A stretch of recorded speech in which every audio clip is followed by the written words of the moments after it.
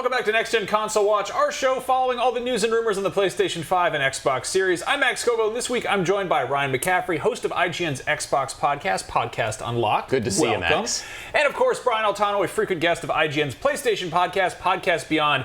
Now, the big news this week is CD Projekt Red made some big announcements about Cyberpunk 2077, including news that future content updates will not be coming to last gen. And this is a show where we talk about next gen and last gen. We're going to talk about this and also check in with you to find out which PS5 and Xbox exclusive games you are most excited for this fall. But let's talk Cyberpunk. Yeah. We got a new Night City Wire where they announced the new expansion is called Phantom Liberty, and it's going to be a big story thing that is coming out eventually. They also dropped a new content update this week that is a whole bunch of bug fixes for the existing game, but also some stuff that ties into the Netflix Edge Runners series, which is cool. That's all good news, but kind of the big bone of contention right now is that they're kind of leaving last gen behind. Right. Future content updates are just going to be PS5, Xbox Series X, Series S, and Stadia. And yeah, this is upsetting some people. Brian, what are your thoughts on the matter?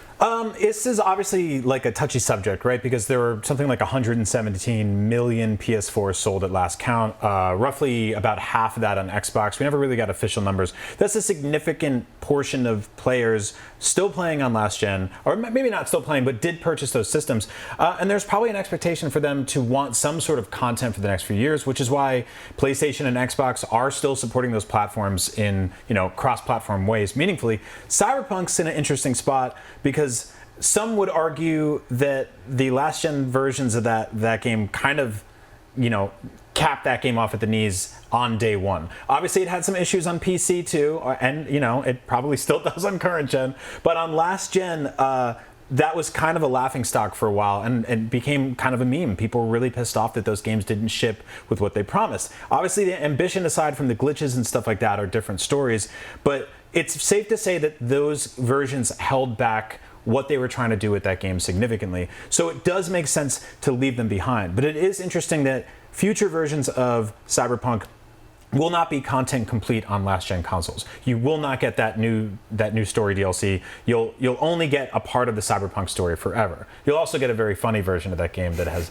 that weird glitches in it forever. But besides that, it does feel right to leave that behind, and some could argue that maybe those games, that game never should have come to those platforms to begin with. I think that's kind of a fair assessment. Yeah. It's bittersweet because that was something we talked about for pretty much the bulk of last generation, and then it finally came out for last gen, and it's like, maybe this should have held out a little bit longer. Mm-hmm. Ryan, what are your thoughts on the matter? Well, I was trying to think of any other times in gaming history where this has happened, where some new content has come out for a game, but not for all the platforms that the game originally released on.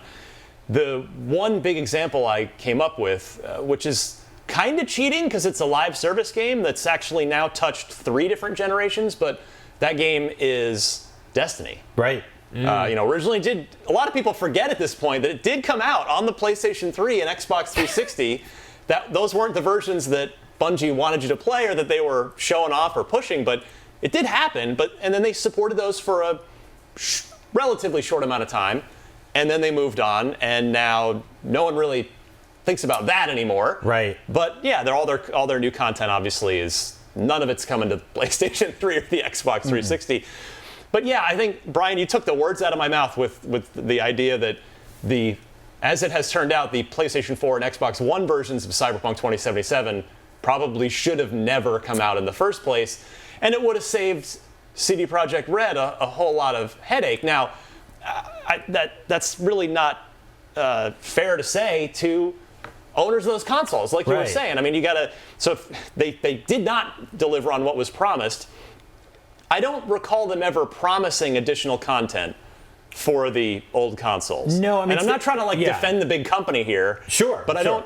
Maybe they did. If there's a quote I'm missing. No, this is different than like people who are still waiting for Mighty Number 9 to come to Vita, right? Like this is not. That's a thing. Wow. That is. If you are playing the next gen console watch drinking game, take 2 shots on that one. A Mighty Number 9. Inafune is thrilled right now because he just got a check for a nickel or something. Well, hopefully you got some emails too, because people are still waiting for those versions. No, but this is different than a Kickstarter, right? When you buy into a game, you hope it's going to last forever. But this is different than like when Madden and Just Dance would come to every year to last-gen consoles 5-10 years after we've all collectively moved on to the next one. Cyberpunk it was a standalone game. It still is a standalone game, but it wasn't like really billed as a game as games as a service, although I think everyone always expected kind of a long-tail plan on this because that's what we saw with The Witcher, right? Well, they told us that there was going to be DLC expansions at some point, and The Witcher got 2 really big DLC packs, which I think people were expecting something of that scale. And then a bunch of little ones, right? It was like little content drop, like outfits and stuff, and it was all free, which is great. And they've always been very transparent about like, oh yes, Cyberpunk is not going to have any microtransactions. It's going to be there'll be some paid DLC, but it's going to be its own thing. It's not going to be like just a bunch of little things. Right. There is of course the multiplayer Cyberpunk game that is somehow still on the horizon. They've been kind of radio silent on that front, but. Yeah, it's weird. You talk about like sort of cross-gen releases, and it's very normal, kind of in the before times of this weird nebulous generation we're in, where there'd be the last-gen version and the next-gen version, and the next-gen version would have something more interesting, more exciting, some new bells and whistles that weren't in the last-gen one. But it was rare to see like this one version comes out, this is seen as the complete version, and then the next-gen version gets like extra stuff on top, after the fact. That's sort of odd. Yeah. I mean, this has been that weird thing of bridging the gap between generations that we're dealing with right now, right? Yeah. And I mean, I think there was an expectation set by Sony and Microsoft, despite both of them kind of going back and forth a little bit about like, we believe in generations or we don't. Everyone can play everything everywhere. We have seen Horizon and God of War, come to both those platforms, last gen and current gen. God of War obviously Gran Turismo this year as well. Yeah. So there's a precedent now, and it's different. So I think that there is an expectation. Also, that was happening at the same time as the availability or lack thereof of these next-gen consoles. It was impossible to get them. And so that kind of felt like a make good. Like, you don't have to buy a PS5 or a Series X to play Cyberpunk. You can play this version of it here. And a lot of us played the last-gen version on our next-gen consoles. Everybody did for the first while there. But yeah, you've hit the nail on the head with if next-gen consoles were readily available, it still wouldn't completely excuse or wipe this situation away, but it would at least be like, okay, there's an upgrade for me if I just go ahead and move on to the next console. But when you still can't physically even get your hands on a new console, like here's my money right here, just somebody give me the next gen console, and there isn't one for you.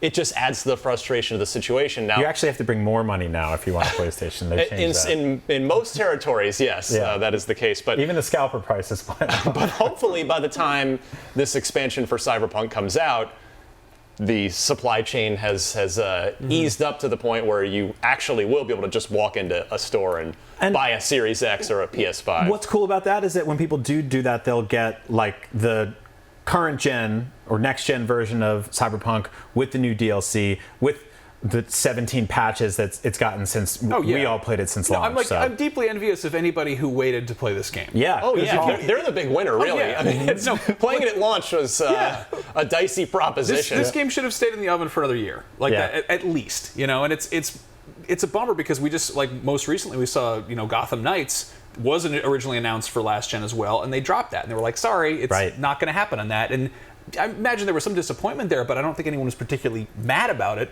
But if it had come out and they were like, actually, sorry, you can't play those anymore. That doesn't work. Yeah. That doesn't function. It's kind of I mean, Halo Infinite's probably going to need to leave the Xbox One behind at some point. They did support it at launch, and they've obviously had a lot of content issues of their own since launch, but they've publicly stated that's supposed to be a platform for the next 10 years of Halo. And while there's between a 0 and a 0 chance that in 8 years from now there's going to be Halo content that is compatible with the Xbox One. Exactly. That's why the real winner here, as always, is Just Dance fans. They get a brand new version every year for the Nintendo GameCube. Well, let us know what you think in the comments. Is this a good move on Cyberpunk's part? Does it make sense? Does it suck? Is it both? Let us know. We have poll results from last week. We asked you which Xbox or PlayStation Fall exclusive are you most excited for. The answer probably isn't too surprising. God of War Ragnarok with 78.3%.